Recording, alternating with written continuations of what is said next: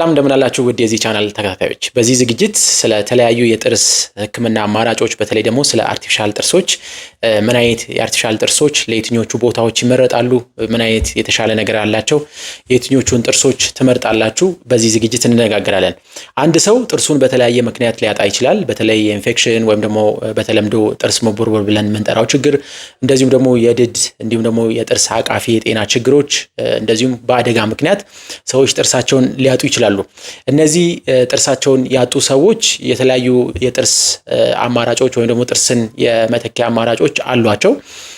በተለይ እነዚህ የጥርስ መተኪያ አማራጮች ቀሪ ጥርስ ወይም ደግሞ መንጋጋቸው ላይ በአደጋም ይሁን በኢንፌክሽን ምክንያት የጎደለ ጥርስ እንዳለ ሆኖ ነገር ግን ቀሪ ጥርሶች ካሉ መጠቀም የሚችሏቸው ፊክስድ ወይም ደግሞ አጠገብ ያሉ ጥርሶች ተቀርጸው ወይም ደግሞ የጎደሉ ጥርሶች አጠገብ ያሉ ጥርሶች ተቀርጸው የሚተኩበት አማራጭ አለ። እንደዚሁም ደግሞ ሙሉ ለሙሉ ጥርሳቸውን ካጡ ወይም ደግሞ ምንም ጥርስ መንጋጋቸው ላይ ከሌለ ወጪ ገቢ የሚባሉ የጥርስ ህክምና አማራጮችን መውሰድ ይችላሉ። ለምሳሌ ወጪ ገቢ ጥርስን መውሰድ እንችላለን።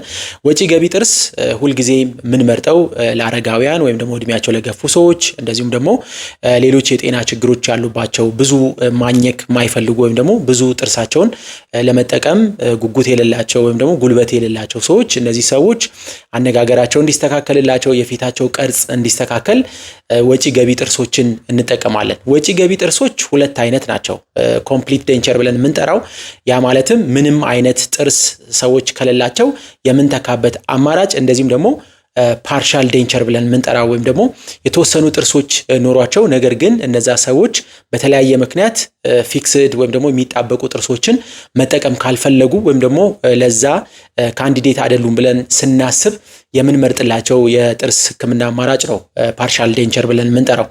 ፓርሻል ዴንቸር ቅድም እንዳልኳችሁ ወጪ ገቢ አይነት ሆኖ ነገር ግን የቀሩ ጥርሶች መንጋጋ ላይ ወይም ደግሞ ጥሩ ጥርሶች ካሉ እነሱን ጥርሶች ተደግፎ የሚሰራ የጥርስ አይነት ነው።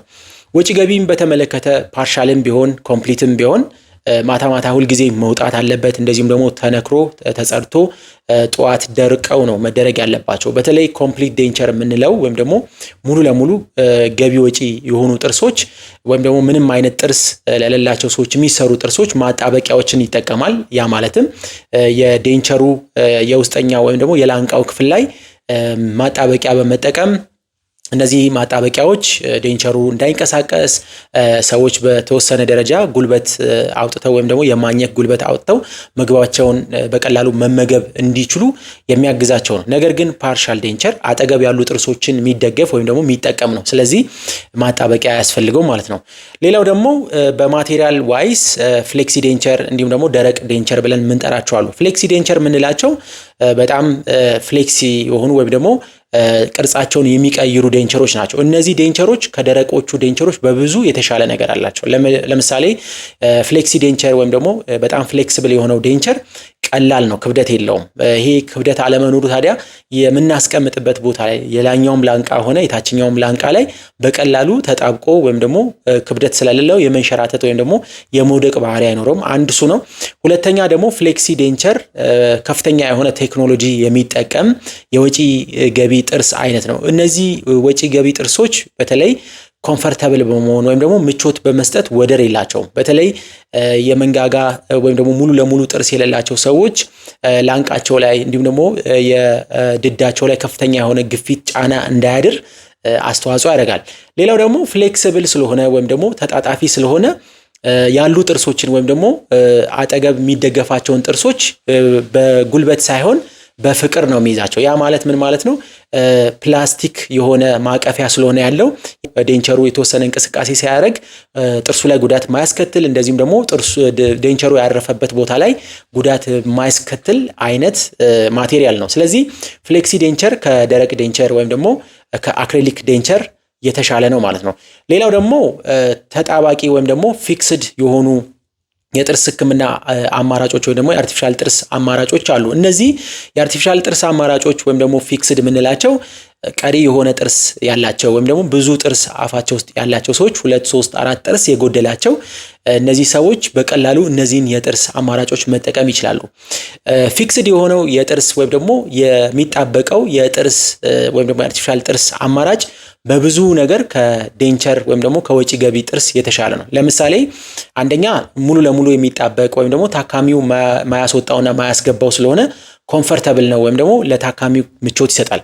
ሁለተኛው ደግሞ ታካሚው የሚፈልገውን ነገር ማግኘት ይችላል። ምክንያቱም እንደ ዴንቸር የሚንቀሳቀስ ወይም ደግሞ ጉዳት ወይም ደግሞ ሸክም ወይም ደግሞ ከፍተኛ የሆነ የንክሻ ጉልበት የማይችል ማቴሪያል አይደለም። በአብዛኛው የማኘክ የሚችሉ ጠንካራ ማቴሪያሎችን ነው ለፊክስድ ለሆኑ ወይም ደግሞ ለሚጣበቁ የጥርስ አማራጮች የምንጠቀመው። እንደዚሁም ደግሞ ኮንፊደንስን በጣም ቡስት ያደርጋል። ለምሳሌ ወጪ ገቢ ጥርሶች በባህሪያቸው እንቅስቃሴ ሊኖራቸው ይችላል፣ በቀላሉ ሊወጡ ይችላሉ። የሚፈለገውን ምግብ አለማግኘታቸው ታካሚው ላይ ፍራስትሬሽን እና የኮንፊደንስ ችግር ሊያመጣ ይችላል። ነገር ግን የሚጣበቁ ጥርሶች ታካሚ በሚፈልገው መልኩ የሚፈልገውን ምግብ ማግኘት የሚያስችሉ ናቸው።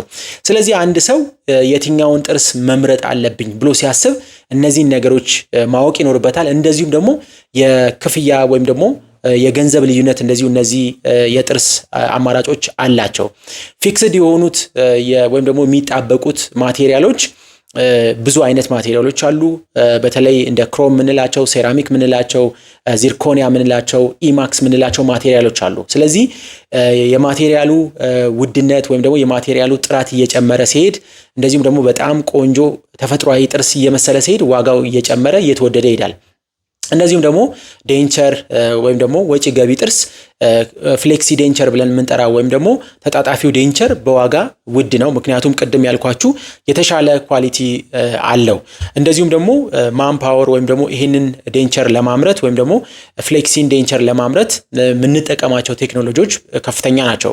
ለምሳሌ ላቦራቶሪ ቴክኒሻኖች፣ እንደዚሁም ደግሞ ስካነር፣ ያ ማለትም በፊት የምንጠቀማቸው የጥርሱን ሞዴል ለማንሳት የምንጠቀምበት መንገድ አለ። አፍ ውስጥ የምናስገባው የሚቦካ ጭቃ የሚመስል ማቴሪያል እሱን አስገብተን እዛ ላይ ነው ሞዴል ወስደን ዴንቸሩ የሚሰራው። አሁን ግን የተለያዩ ስካነሮችን ወይም ደግሞ አፍ ውስጥ የሚገቡ ወይም ደግሞ አፍ ውስጥ ያለውን ስትራክቸር ፎቶ የሚያነሱ ካሜራዎችን በመጠቀም በነዛ በመታገዝ ነው በማሽን ወይም ደግሞ በጥርስ ማምረቻ ማሽኖች በቴክኒሻኖች አማካኝነት የሚመረተው። ስለዚህ እነዚህ ማቴሪያሎች ውስብስብ እየሆኑ ሲሄዱ አድቫንስ እያደረጉ ሲሄዱ ዋጋው እንደዚሁ ልዩነት ይኖረዋል ማለት ነው። ስለዚህ አንድ ሰው ዴንቸር ላርግ ወይም ፊክስድ የሆነ ወይም ደግሞ የሚጣበቅ ጥርስ ላርግ ብሎ ሲወስን ወይም ደግሞ ሲጠይቅ የቅድም የጠቀስናቸውን ነገሮች ማወቅ እጅግ በጣም ወሳኝነት አለው።